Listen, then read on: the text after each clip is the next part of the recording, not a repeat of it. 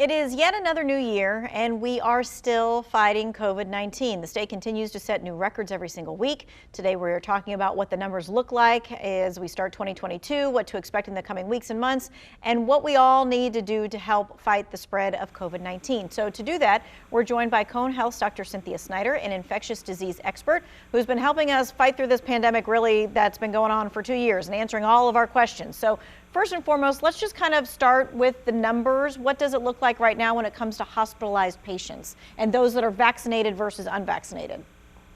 Sure. So our numbers are as high as they were before our last peak surge. So we are anticipating that this coming week, maybe 2 weeks, are going to be worse than we've had ever before. So currently, at midnight, we had 250 patients with COVID, and this afternoon it's jumped up to about 289. Roughly 70 to probably 75% of folks are unvaccinated. Okay, so when we're looking at these numbers continuing to climb, transmission rate in the community looks like what right now? So we have a 30% positivity rate. So, 1 in 3 folks who are getting tested are positive. And I think a majority of people are going in for symptoms, but there are folks who are getting tested because they came in close contact with somebody who's positive.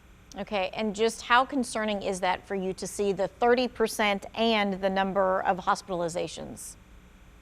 It kind of takes my breath away, really. It is startling. I think we're going to come to a point where if somebody's symptomatic and is otherwise healthy, we would say, you have COVID.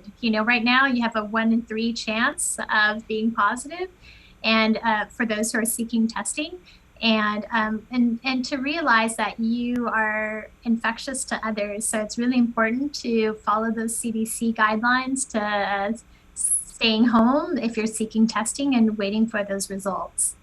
All right, so you've already said you expect the numbers to continue to go up the next 2 weeks because of what we're seeing.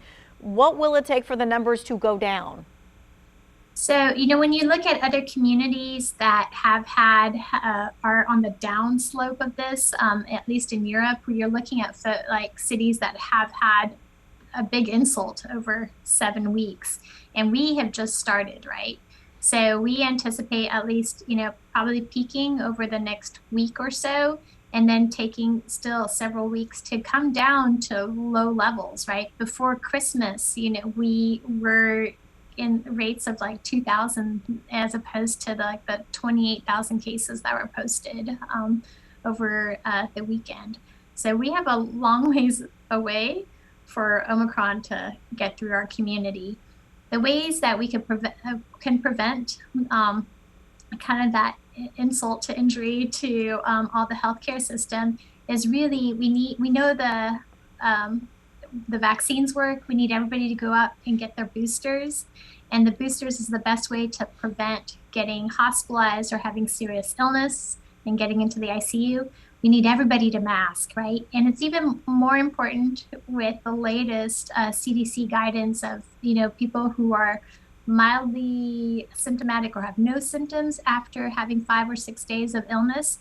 And if you are feeling better at that point, you can go back, get out of isolation and go back to work. But the key point to that is that not only do you need to feel better, but you have to be wearing your mask for the rest of the 5 days to finish out that 10-day isolation. And when you say feel better, does that mean no symptoms whatsoever? In a perfect world, I would say no symptoms, but you would have to definitely have no fever for 24 hours and not taking anything to stop that fever, and, feeling considerably better. Sometimes people will, sometimes we'll still feel like, a little bit fatigued, but if you are able to do like your day-to-day activity, you're probably okay to get back to work. All right, so is there any kind of vaccine or booster updates that we need to be aware of? You just had mentioned the boosters and such. Yeah, so we're still recommending boosters, and this past week, the FDA as well as the CDC have cleared for 12-year-olds and up to get a booster vaccine, which is great. And you just have to wait 5 months for either having the Pfizer or Moderna. And so a lot of more people should be qualified to getting the boosters, and we really recommend for everybody to get them. You know, some people are hearing that vaccinated people are getting breakthrough cases, and so then it leads them to question, why should they get the vaccine or the booster? So what do you say to them?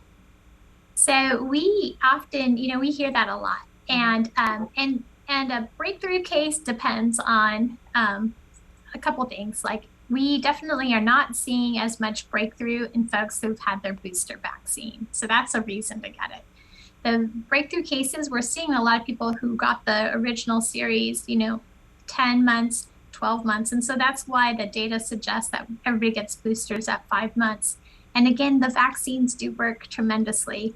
The fact that we only have like 25% of the people with COVID that have been vaccinated in our hospital, as opposed to everybody, we know that the vaccine does work.